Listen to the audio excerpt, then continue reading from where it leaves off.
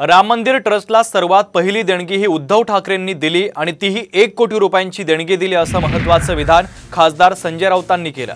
तर ते 1 कोटी रुपये एकनाथ शिंदे यांनी दिले असा पलटवार भाजपचे आमदार नितेश राणे यांनी संजय राऊतांच्या विधानानंतर केला। तर महत्त्वाची बातमी आपण पाहतोय, राम मंदिर ट्रस्टला सर्वात पहिली देणगी ही उद्धव ठाकरे यांनी दिली आणि तीही 1 कोटी रुपयांची देणगी दिली असं महत्त्वाचं विधान खासदार संजय राऊतांनी केलं।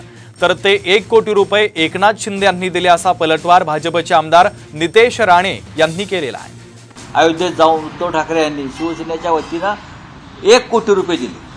त्यावेळेला ट्रस्ट स्थापन होताच पहिली देणगी ही शिवसेनेची आहे 1 कोटीची।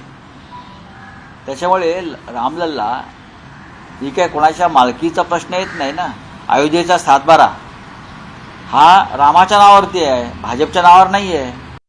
राम मंदिरासाठी देणगी ही सर्वात पहिलं उद्धव ठाकरेंनी दिली, पण आम्ही तर ऐकलंय ती देणगी एकनाथ शिंदेजींकडून घेऊन दिलेली आहे। खरं आहे का खोटं आहे? 1 कोटी हे एकनाथ शिंदेजींची आहे की उद्धव ठाकरेंच्या खिशामधली आहे? ह्याचं पहिलं स्पष्टीकरण द्यावं आणि मगच देणगीबद्दल बोलावं।